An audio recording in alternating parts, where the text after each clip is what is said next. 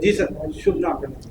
मैं CA Dinesh Sharma, former vice chairman of North India regional council of the institute of chartered accounts of India. जी sir, आज एक programme ਅੱਜ ਦਾ programme GST ਗਿਆਨ ਪਰ ਸਾਡੇ ਰਿਸਪੈਕਟਡ ਜਿਹੜੇ ਆਪਣੇ ਪ੍ਰੈਜ਼ੀਡੈਂਟ ਸਾਹਿਬ ਹੈਗੇ ਆਈਟੀਸੀਏ ਦੇ ਰਾਜੀਵ ਸ਼ਰਮਾ ਜੀ ਦੀ ਸਰਪ੍ਰਸਤੀ 'ਚ ਪੂਰੀ ਟੀਮ ਮੇਰੇ ਨਾਲ ਚੇਅਰਮੈਨ ਸਾਡੇ ਖੜੇ ਹੈਗੇ ਆ ਆਈਟੀਸੀਏ ਗਵਰਨਿੰਗ ਬੋਡੀ ਦੇ, ਇਹਨਾਂ ਸਭ ਦੀ ਸਰਪ੍ਰਸਤੀ ਵਿੱਚ ਇੱਕ ਪ੍ਰੋਗਰਾਮ ਹੋ ਰਿਹਾ ਹੈ ਤਾਂ ਕਿ ਮੈਂਬਰਸ ਦੀ ਜਿਹੜੀ ਨੌਲੇਜ ਹੈਗੀ ਜੀਐਸਟੀ ਲਈ ਜਿਹਨੂੰ ਅਸੀਂ ਹੋਰ ਸ਼ਾਰਪਨ ਕਰ ਸਕੀਏ।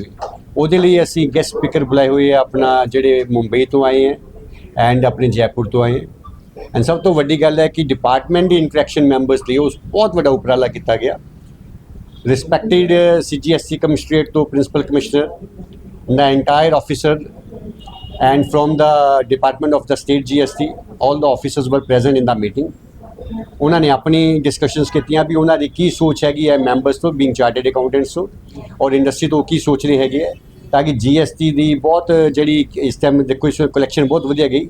Rajasthan state GST officer madam ਨੇ ਕਿਹਾ ਵੀ ਇਹ ਮੈਡਮ ਰਣਜੀਤ ਕੌਰ ਜੀ ਨੇ ਵੀ ਇਸ ਵਾਰ ਜਿਹੜੀ GST ਦੀ ਪੰਜਾਬ ਦੀ ਕਲੈਕਸ਼ਨ ਹੈ ਬਹੁਤ ਹੀ ਵਧੀਆ, ਬਹੁਤ ਹਾਈ ਲੈਵਲ ਦੀ, ਜਿਹਦੇ ਵਿੱਚ ਬਹੁਤ ਸਾਰੀ ਮਿਹਨਤ ਚਾਰਟਰਡ ਅਕਾਊਂਟੈਂਟਸ ਨੇ ਨਾਲ ਮਿਲ ਕੇ ਕੀਤੀ ਹੋਈ ਹੈ। जी सर, जिम्मे कह सकते हैं कि कितने ना कितने ये जागरूकता एक दूसरे प्रति हो जाती है। ਦੇਖੋ ਇੱਕ ਗੱਲ ਮੰਨ ਕੇ ਚੱਲੀਏ, ਜਦੋਂ GST ਲਾਗੂ ਹੋਇਆ 2017 ਦੇ ਵਿੱਚ जी ਤੇ ਚਾਰਟਰਡ ਅਕਾਊਂਟੈਂਟਸ ਨੇ ਡੇ ਐਂਡ ਨਾਈਟ ਇੱਕ ਮਿਹਨਤ ਕੀਤੀ ਹੈ ਔਰ ਸਰਕਾਰ ਇਹ ਮੰਨਦੀ ਵੀ ਹੈ, ਚਾਹੇ ਉਹ ਸੈਂਟਰ ਗਵਰਨਮੈਂਟ ਚਾਹੇ ਸਟੇਟ ਗਵਰਨਮੈਂਟ ਹੈ, ਵੀ ਚਾਰਟਰਡ ਅਕਾਊਂਟੈਂਟਸ ਨੇ GST ਦੇ ਕਾਨੂੰਨ ਨੂੰ ਇੱਕ ਸਫਲ ਕਾਨੂੰਨ ਬਣਾਇਆ ਜਿਹਨੂੰ ਇੰਪਲੀਮੈਂਟੇਸ਼ਨ ਕਰਨ ਲਈ ਔਰ ਇੰਡਸਟਰੀ ਨੂੰ ਨੌਲੇਜ ਦੇਣ ਲਈ ਡੇ ਐਂਡ ਨਾਈਟ ਉਹਨਾਂ ਨੇ ਕੰਮ ਕੀਤਾ ਤੇ ਸੈਮੀਨਾਰਸ ਵਰਕਸ਼ਾਪਸ ਆਰਗੇਨਾਈਜ਼ ਕੀਤੀਆਂ। इस तरह का सेमिनार होने चाहिए। ਬਿਲਕੁਲ ਜੀ, ਇਹ ਸੈਮੀਨਾਰ ਤਾਂ ਦੇਖੋ ਜੀ ਇਹ ਹੋਣੇ ਹੀ ਚਾਹੀਦੇ ਆ। ਆਪਾਂ ਪੁਰਾਣੀ ਜਿਹਨੂੰ ਕਹਾਵਤ ਸੁਣਦੇ ਆਉਂਦੇ ਆ ਵੀ ਜੇ ਆਪਾਂ ਕੋਈ ਦਰਖਤ ਵੀ ਕੱਟਣ ਜਾ ਰਹੇ ਹਾਂ ਤਾਂ ਜਿਹੜੀ ਆਪਣੀ ਐਕਸ ਹੈਗੀ ਉਹ ਆਪਾਂ ਇੰਨੀ ਕੁ ਸ਼ਾਰਪਨ ਕਰ ਲਈਏ ਤਾਂ ਕਿ ਉਹ ਆਪਣਾ ਉਹ ਕੰਮ ਫਟਾਫਟ ਹੋ ਸਕਦਾ ਹੋਵੇ। ਇਹ ਸੈਮੀਨਾਰਸ ਦੇ ਥਰੂ ਜਿਹੜੀ ਨੌਲੇਜ ਮਿਲਦੀ ਹੈ ਮੈਂਬਰਸ ਨੂੰ, ਉਹ ਨੌਲੇਜ ਇੰਡਸਟਰੀ ਨੂੰ ਗਾਈਡ ਕਰੇਗੀ। ਇੰਡਸਟਰੀ ਨੂੰ ਅਸੀਂ ਨਾਲੇ ਐਡਵਾਈਸ ਵੀ ਕਰਦੇ ਹਾਂ ਕਿ ਆਪਾਂ ਜਿਹੜੇ ਟਾਈਮਲੀ ਆਪਣਾ ਜਿਹੜੇ ਟੈਕਸ ਬਣਦਾ ਹੈਗਾ ਅਸੀਂ ਆਪਾਂ ਟੈਕਸ ਜਮ੍ਹਾਂ ਕਰੀਏ, ਉਸ ਟੈਕਸ ਨੂੰ ਸਟੇਟ ਦੀ ਤੇ ਜਿਹੜਾ ਆਪਣੀ ਨੇਸ਼ਨ ਦੀ ਜਿਹੜੀ ਬਿਲਡਿੰਗ ਹੁੰਦੀ ਹੈ ਨਾ ਉਹਦੇ ਵਿੱਚ ਆਪਣਾ ਯੋਗਦਾਨ ਵੀ ਨਾਲ ਦਈਏ। ठीक है सर, थैंक यू जी मैडम, शुभ नाम। सर मेरा नाम CA अमनजोत कौर है। जी आज का ਜਿਹੜਾ ਪ੍ਰੋਗਰਾਮ ਹੈ ਆਦੀ ਵਾਲੀ ਜਾਣਕਾਰੀ। ਸਰ ਇਹ ਪ੍ਰੋਗਰਾਮ ਅੱਜ ਸਾਡੀ organisation indirect Texas consultant association ਵੱਲੋਂ ਕਰਵਾਇਆ ਗਿਆ। ਇਹ ਪ੍ਰੋਗਰਾਮ ਦਾ ਥੀਮ ਸੀਗਾ GST ਗਿਆਨ ਪਰਵ, ਜੋ ਕਿ ਫਰੈਂਡਸ ਹੋਟਲ ਫਰੈਂਡਸ ਵਿੱਚ ਫਿਰੋਜ਼ਪੁਰ ਰੋਡ ਤੇ ਪ੍ਰੋਗਰਾਮ ਹੋਇਆ ਵੈ। ਇਹ ਪ੍ਰੋਗਰਾਮ ਬੇਸਿਕਲੀ ਅਸੀਂ ਕੀਤਾ ਗਿਆ ਸੀਗਾ ਕਿ ਜੋ ਸਾਡੀ GST ਦੀ ਪ੍ਰੋਵੀਜ਼ਨਸ ਨੇ, ਜੋ ਸਾਡੀ GST ਦੇ ਵਿੱਚ ਜੁਡੀਸ਼ੀਅਲ ਪ੍ਰੋਨਾਉਂਸਮੈਂਟਸ ਰੋਜ਼ ਦੀ ਰੋਜ਼ ਆ ਰਹੀਆਂ ਨੇ, ਉਹਨਾਂ ਦੇ ਨਾਲ ਜੋ ਵਪਾਰੀਆਂ ਨੂੰ ਜਾਂ ਜੋ ਟੈਕਸ ਪੇਅਰਸ ਨੇ ਉਹਨਾਂ ਨੂੰ ਪ੍ਰੋਬਲਮਸ ਆ ਰਹੀਆਂ ਨੇ, ਉਹਨਾਂ ਦੇ ਉੱਤੇ ਉਹਨਾਂ ਨੂੰ ਜਾਗਰੂਕ ਕਰਾਇਆ ਜਾ ਸਕੇ through their chartered accountants. So this programme was exclusively for chartered accountants। VIP sir ਇਹ ਪ੍ਰੋਗਰਾਮ ਅਸੀਂ ਫਸਟ ਟਾਈਮ ਸਾਡੀ ਐਸੋਸੀਏਸ਼ਨ ਵੱਲੋਂ ਇੱਦਾਂ ਦਾ ਪ੍ਰੋਗਰਾਮ ਫਸਟ ਟਾਈਮ ਆਰਗੇਨਾਈਜ਼ ਕੀਤਾ ਗਿਆ ਹੈ, ਜਿਹਦੇ ਵਿੱਚ ਅਸੀਂ ਪੂਰਾ ਪ੍ਰਯਤਨ ਕੀਤਾ ਕਿ ਸਾਡੇ ਜਿਹੜੇ ਸੈਂਟਰ ਔਰ ਸਟੇਟ ਦੇ ਆਫੀਸ਼ੀਅਲਸ ਨੇ ਉਹ ਇੱਥੇ ਆਉਣ, ਅਸੀਂ ਉਹਨਾਂ ਨੂੰ ਫੈਲੀਸੀਟੇਟ ਕਰੀਏ ਕਿਉਂਕਿ ਉਹਨਾਂ ਦਾ ਵੀ ਬਹੁਤ ਅੱਛਾ ਔਰ ਇੰਪੋਰਟੈਂਟ ਰੋਲ ਹੈਗਾ ਹੈ ਇਕੋਨਮੀ ਦੀ ਤਰੱਕੀ ਵੱਲ। ਸੋ ਇਹਦੇ ਵਿੱਚ ਸਾਡੇ ਜਿਹੜੇ ਪ੍ਰਿੰਸੀਪਲ ਕਮਿਸ਼ਨਰ ਨੇ ਸੈਂਟਰ GST ਲੁਧਿਆਣਾ ਦੇ ਸ਼੍ਰੀ ਸੁਗਰੀਵ ਮੀਨਾ ਜੀ ਉਹ ਆਏ ਸੀਗੇ, ਰਣਧੀਰ ਕੌਰ ਗਿੱਲ ਮੈਮ ਆਏ ਸੀਗੇ ਜੋ DC ਨੇ ਸਟੇਟ ਟੈਕਸਿਸ ਦੇ, ACSTs ਆਏ ਸੀਗੇ, ਔਨਰੇਬਲ DCST ਡਿਪਟੀ ਕਮਿਸ਼ਨਰਸ, ਉਹਨਾਂ ਨੇ ਇੱਥੇ ਆ ਕੇ ਸਾਡੇ ਜਿਹੜੇ ਪ੍ਰੋਗਰਾਮ ਨੂੰ ਹੈ ਉਹਦਾ ਮਾਣ ਵਧਾਇਆ। ਇਸ ਤਰ੍ਹਾਂ ਦੇ ਪ੍ਰੋਗਰਾਮ ਹੋਣੇ ਚਾਹੀਦੇ ਕਿਤੇ ਨਾ ਕਿਤੇ, ਕਿਉਂਕਿ ਮਤਲਬ ਜਾਗਰੂਕਤਾ ਹੋਣੀ। ਇੱਦਾਂ ਦੇ ਪ੍ਰੋਗਰਾਮ ਸਰ ਚੱਲਦੇ ਰਹਿਣੇ ਚਾਹੀਦੇ ਨੇ, ਰੈਗੂਲਰ ਬੇਸਿਸ 'ਤੇ ਆਰਗੇਨਾਈਜ਼ ਕਰਨੇ ਚਾਹੀਦੇ ਨੇ। ਇੱਕ ਤਾਂ ਇਹ ਹੈ ਕਿ ਸਾਨੂੰ ਅਪਡੇਟਸ ਮਿਲਦੇ ਹੈ, ਇੱਕ ਡਿਪਾਰਟਮੈਂਟ ਦਾ ਵੀ ਸਾਨੂੰ ਵਿਊ ਪਤਾ ਚੱਲਦਾ ਹੈ, ਇੱਕ ਅਸੀਂ ਆਪ ਜਿਹੜੇ ਫੈਲੋ ਕਲੀਗਸ ਆ ਅਸੀਂ ਆਪਸ ਵਿੱਚ ਡਿਸਕਸ ਕਰਕੇ, ਜਿਵੇਂ ਹੁਣ ਅਸੀਂ ਪੰਜਾਬ ਵਿੱਚ ਆ, ਜਿਹੜੇ ਹੁਣ ਸਾਡੇ ਸਪੀਕਰ ਸੀਗੇ ਜਿੰਨੇ ਵਿਦਵਾਨ ਜਿਹੜੇ ਸਾਡੇ ਆਏ ਸੀ, ਇਹ ਸਾਡੇ 2 ਸਪੀਕਰ ਸੀਗੇ, ਸੈਲੇਸ਼ ਜੀ ਮੁੰਬਈ ਤੋਂ, ਜਿਹੜੇ ਸਾਡੇ ਭਰਤ ਰਾਏ ਚੰਦਾਨੀ ਜੀ ਐਡਵੋਕੇਟ ਨੇ ਉਹ ਵੀ ਬੰਬੇ ਤੋਂ ਆਏ ਸੀਗੇ, ਇੱਕ ਸਪੀਕਰ ਸਾਡੇ ਜਤਿਨ ਹਰਜਾਈ ਜੀ ਇਹ ਜੈਪੁਰ ਤੋਂ ਸੀਗੇ। ਵੀ ਟੈਂਡ ਟੂ ਸੀ ਕਿ ਬਾਕੀ ਸਟੇਟਸ ਵਿੱਚ ਵੀ ਜੁਡੀਸ਼ੀਅਲ ਪ੍ਰੋਨਾਉਂਸਮੈਂਟਸ ਕਿੱਦਾਂ ਦੀ ਆ ਰਹੀਆਂ ਨੇ, ਤਾਂ ਇੱਕ ਬੜਾ ਅੱਛਾ ਬਲੈਂਡ ਬਣਦਾ ਹੈ, ਆਪਸੀ ਇੱਕ ਦੂਜੇ ਨੂੰ ਜਾਣਿਆ ਵੀ ਜਾਂਦਾ ਹੈ ਤੇ ਲਾਅ ਦਾ ਵੀ ਜੋ ਚੇਂਜਸ ਚੱਲ ਰਹੀਆਂ ਉਹ ਪਤਾ ਲੱਗਦੀਆਂ ਨੇ। ਠੀਕ ਥੈਂਕ ਯੂ ਜੀ। जी सर, चलो हाँ सर, मैं CA सुमीर गुप्ता, मैं इंडिया टैक्सेस कंसल्टेंट एसोसिएशन का फाउंडर मैंबर है, तो आजकल मैं एडवाइजरी बोर्ड का चेयरमैन हूँ। जी सर, की कहना चाहोगे जी? ਇਹ sir this is for the first time ਕਿ ਸਾਡੀ ਇੰਡੀਆ ਟੈਕਸਿਸ ਕੰਸਲਟੈਂਟ ਐਸੋਸੀਏਸ਼ਨ ਇੰਨਾ ਵਧੀਆ ਪ੍ਰੋਗਰਾਮ ਕਰਾ ਰਹੀ ਹੈ। ਇਹ ਪੂਰੇ ਦਿਨ ਦੀ ਕਾਨਫਰੰਸ ਕਰਵਾ ਰਹੀ ਹੈ। ਇਹ ਵਿੱਚ ਬੜੇ ਅੱਛੇ ਵਕਤਾ ਬੁਲਾਏ ਗਏ ਜੈਪੁਰ ਤੋਂ ਮੁੰਬਈ ਤੋਂ, ਜਿਨ੍ਹਾਂ ਨੇ ਆਪਣਾ ਗਿਆਨ ਸਾਨੂੰ ਵੰਡਿਆ ਤੇ ਸਾਡੇ ਮੈਂਬਰਸ ਨੂੰ ਬਹੁਤ ਜ਼ਿਆਦਾ ਦਾ ਲਾਭ ਹੋਇਆ। जतिन हरजाई, एडवोकेट, सीए कम एडवोकेट।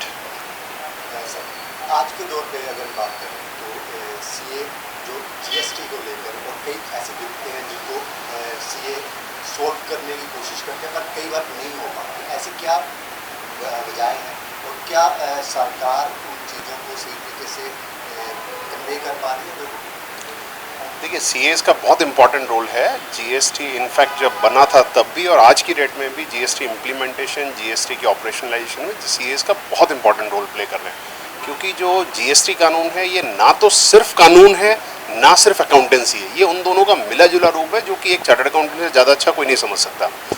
इस रीज़न से सीएस अकाउंटिंग और टैक्स दोनों को समझ के करते हैं सारे काम। लेकिन इसमें एक जो इश्यूज़ जो आज की डेट में आ रहे हैं, इम्पॉर्टेंट इशू ये है कि जब जीएसटी के अंदर में फ्रॉड्स डिटेक्ट होने लगे या कुछ कह सकते हैं ब्लैक शीप्स हैं, तो उसकी वजह से जो सरकार ने कानून अमेंड किए, अपने नए नए कानून में कई चीज़ें लेके आए।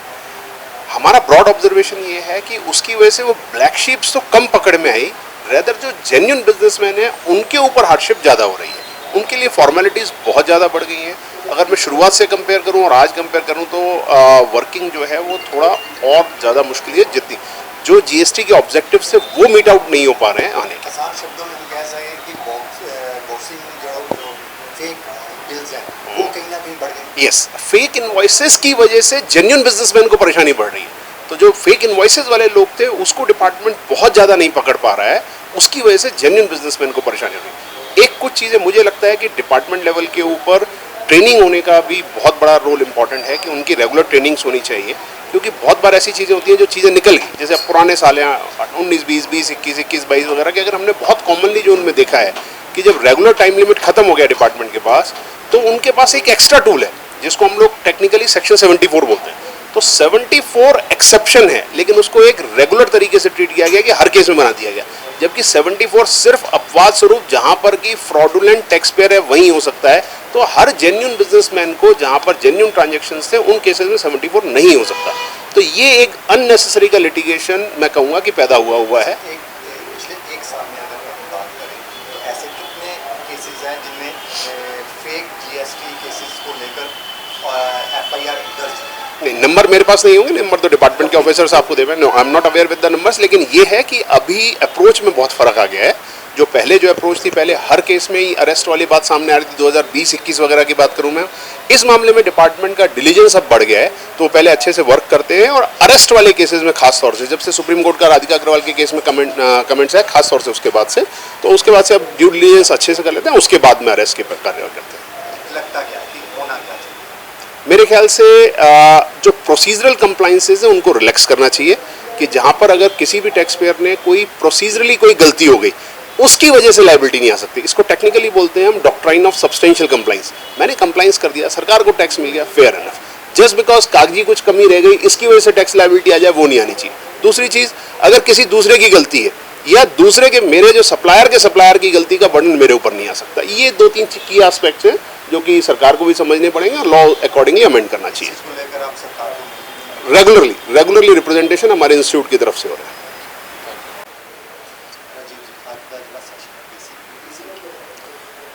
ਜਿਵੇਂ ਕਿ ਮੇਰੇ ਵੱਡੇ ਵੀਰ ਜੀ ਸੀਏ ਐਡਵੋਕੇਟ ਜਤਿਨ ਹਰਜਾਈ ਜੀ, ਜਿਹੜੇ ਕਿ ਜੈਪੁਰ ਤੋਂ ਉਚੇਚੇ ਤੌਰ ਤੇ ਸਾਨੂੰ ਪੜ੍ਹਾਉਣ ਲਈ ਪਹੁੰਚੇ ਨੇ, ਉਹਨਾਂ ਨੇ ਦੱਸਿਆ ਕਿ ਜੀਐਸਟੀ ਲਾਗੂ ਹੋਣ ਤੋਂ ਬਾਅਦ ਜਿਹੜੇ ਤਾਂ ਗਲਤ ਅਨਸਰ ਨੇ ਉਹਨਾਂ ਨੂੰ ਤਾਂ ਸਜ਼ਾਵਾਂ ਹੋ ਰਹੀਆਂ ਨੇ, ਪਰ ਉਹਨਾਂ ਕਰਕੇ ਜਿਹੜੇ ਆਮ ਗੁੱਡ ਬਿਜ਼ਨਸਮੈਨ ਨੇ ਉਹਨਾਂ ਨੂੰ ਬੜੀਆਂ ਸਮੱਸਿਆਵਾਂ ਆ ਰਹੀਆਂ ਨੇ।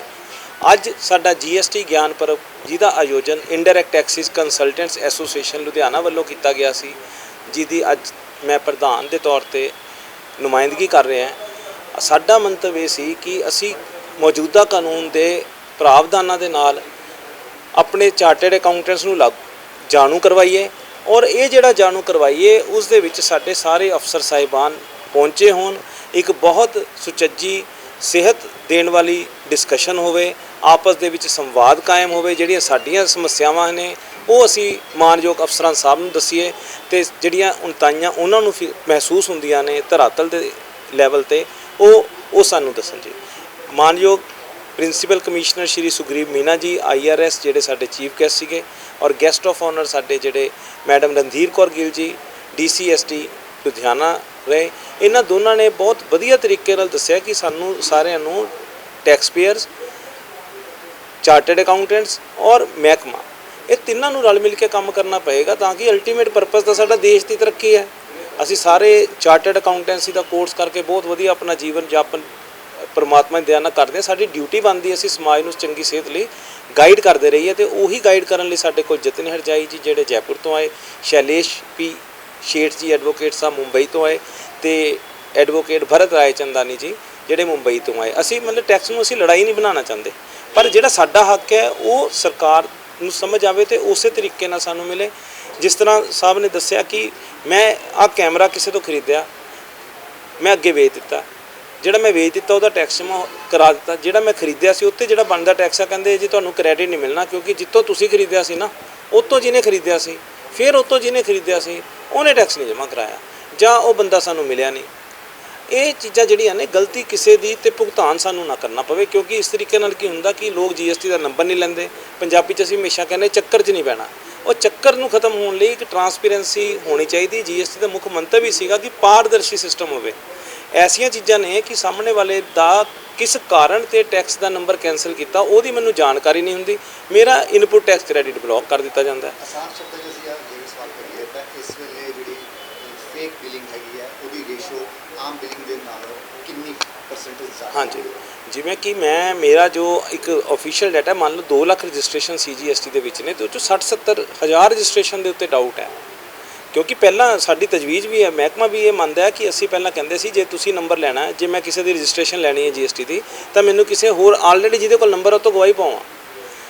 ਇਹ ਬੜਾ ਰੂਲ ਸੀ। ਇਹ ਜਿਹੜਾ 30,000 ਪਰਸਨ ਵੀ ਹੈ ਜਿਹੜੇ ਜਨਰਲ ਨਹੀਂ 2 ਲੱਖ ਦੇ ਵਿੱਚੋਂ 60,000 ਜਿਨ੍ਹਾਂ ਤੇ ਡਾਊਟ ਹੈ ਉਹਦੇ ਵਿੱਚੋਂ ਜਦੋਂ ਜਾਂਚ ਕਰਨਗੇ 25-30 ਹਜ਼ਾਰ ਨਿਕਲਣਗੇ। ਫਿਰ ਉਹ ਜਿਹੜੇ ਨਿਕਲਣਗੇ ਉਹ ਭੱਜ ਗਏ ਹੋਣਗੇ, ਜਿਹੜੇ ਭੱਜ ਗਏ ਉਸ ਤੋਂ ਬਿਨਾਂ ਜਿਹੜੇ ਬਾਕੀ ਬਾਜ਼ਾਰ ਦੇ ਵਿੱਚ ਰਹਿ ਗਏ ਜਿਹੜੇ ਜੈਨੂਇਨ ਡੀਲਰ ਨੇ ਉਹਨਾਂ ਨੂੰ ਭੁਗਤਾਨ ਇਹਦਾ ਕਰਨਾ ਪੈਂਦਾ। ਇਹ ਇੱਕ ਸਮੱਸਿਆ ਹੈ ਜੀ। ਇਸ ਚੀਜ਼ ਨੂੰ ਹੱਲ ਇਸ ਚੀਜ਼ ਦਾ ਹੱਲ ਇਹ ਹੈ ਕਿ ਅਸੀਂ ਸੋਸ਼ਲ ਰਿਸਪੌਂਸਿਬਿਲਟੀ ਨਿਭਾਈਏ। ਪਹਿਲਾਂ ਤਾਂ ਮੇਰੇ ਕੋਲ ਜੇ ਕੋਈ GST ਦੇ ਰਜਿਸਟ੍ਰੇਸ਼ਨ ਕੋਈ ਕਹਿ ਦੇਵੇ ਸ਼ਰਮਾ ਜੀ 20 ਰਜਿਸਟ੍ਰੇਸ਼ਨ ਲੈਣੀ ਤਾਂ ਮੈਂ ਉਹਨੂੰ ਇਨਕਾਰ ਕਰਾਂ, ਭਾਈ ਤੂੰ ਕੌਣ ਹੈ, ਕਿੱਥੇ ਰਹਿਣਾ, ਤੇਰਾ ਥੋਂ ਟਿਕਾਣਾ ਕੀ ਹੈ, what is your wear abouts.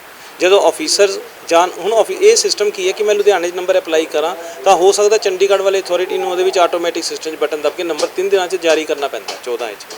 ਅਸੀਂ ਵੈਟ ਦੇ ਵਿੱਚ ਕਰਦੇ ਸੀ, ਜਦੋਂ ਨੰਬਰ ਅਪਲਾਈ ਕਰਦੇ ਸੀ 2 ਮੈਂਬਰ ਤੋਂ 50-50 ਹਜ਼ਾਰ ਦੀ ਸ਼ੋਰਟੇਜ ਪਾਉਂਦੇ ਸੀ। ਗੱਲ 50 ਹਜ਼ਾਰ ਦੀ ਰਕਮ ਦੀ ਨਹੀਂ ਹੁੰਦੀ ਸੀ, ਗੱਲ ਇਹ ਹੁੰਦੀ ਸੀ ਵੀ ਜੇ ਮੈਂ ਕਿਸੇ ਦੀ ਗਵਾਹੀ ਪਾਈ ਹੈ ਉਹ ਕੁਝ ਥੋੜ੍ਹੀ ਜਿਹੀ ਵੀ ਗਲਤੀ ਕਰਦਾ ਤਾਂ ਮਹਿਕਮਾ ਮੇਰੇ ਵੱਲ ਤੁਰਦਾ ਸੀ, ਤਾਂ ਮੈਨੂੰ ਡਰ ਹੁੰਦਾ ਸੀ ਵੀ ਮੈਂ ਕਿਸੇ ਮਾੜੇ ਬੰਦੇ ਦੀ ਗਵਾਹੀ ਨਾ ਪਾਵਾਂ। ਹੁਣ ਕੀ ਹੈ ਜੀ, ਤੁਸੀਂ ਕਿਸੇ ਦਾ ਵੀ ਇੱਥੇ ਖੜੇ ਆਪਾਂ 7 ਪੈਨ ਕਾਰਡ, ਆਧਾਰ ਕਾਰਡ, ਬਿਜਲੀ ਦਾ ਬਿੱਲ, ਕਿਰਾਏਨਾਮਾ, ਉਹਨੂੰ ਆਨਲਾਈਨ ਕਿੱਦਾਂ ਚੈੱਕ ਕਰੋ ਵੀ ਕਿਰਾਏਨਾਮਾ ਅਸਲੀ ਹੈ ਕਿ ਨਕਲੀ ਹੈ, ਆਧਾਰ ਕਾਰਡ ਦਾ ਨੰਬਰ ਹੈ ਪਰ ਉਹ ਬੰਦਾ ਕਿੱਥੇ ਹੈ ਇਸ ਟਾਈਮ। ਇਸ ਲਈ ਗਵਾਹੀ ਦਾ ਜਿਹੜਾ ਸਿਸਟਮ ਹੈ ਪ੍ਰੋਪਰ ਇਨਕੁਆਇਰੀ ਨਹੀਂ ਹੋਈ। ਨਹੀਂ, ਪ੍ਰੋਪਰ ਇਨਕੁਆਇਰੀ ਨਹੀਂ, ਸਿਸਟਮ ਆਸਾਨ ਬਣਾਉਣ ਦੇ ਲਈ ਆਨਲਾਈਨ ਦੀ ਜਿਹੜੀ GST ਦੀ ਰਜਿਸਟ੍ਰੇਸ਼ਨ ਦੀ ਪ੍ਰਕਿਰਿਆ ਹੈ ਉਹਦਾ ਮਿਸਯੂਜ਼ ਹੋ ਗਿਆ। ਵੈਟ ਦੇ ਵਿੱਚ ਅਸੀਂ ਇੱਕ ਪਹਿਲਾਂ ਕਿਸੇ ਸਾਥੀ ਬਿਜ਼ਨਸਮੈਨ ਨੂੰ ਫੜਦੇ ਸੀ, ਮੰਨ ਲਓ ਮੈਂ ਬਿਜ਼ਨਸ ਸ਼ੁਰੂ ਕਰਨਾ, ਮੈਂ ਕਿਤੋਂ ਮਾਲ ਲਵਾਂਗਾ ਕਿਸੇ ਨੂੰ ਵੇਚੂੰਗਾ ਤਾਂ ਮਹਿਕਮਾ ਕਹਿੰਦਾ ਸੀ ਭਾਈ ਸਾਹਿਬ ਜਿੱਥੋਂ ਮਾਲ ਲੈਣਾ ਜਾਂ ਵੇਚਣਾ ਉਹ ਤਾਂ ਤੁਹਾਡਾ ਜਾਣਕਾਰ ਹੈ ਨਾ, ਉਹਦੀ ਗਵਾਹੀ ਪਵਾ ਦਿਓ। ਇਹ ਬੜਾ ਵਧੀਆ ਸਿਸਟਮ ਸੀ ਗਵਾਹੀ ਵਾਲਾ।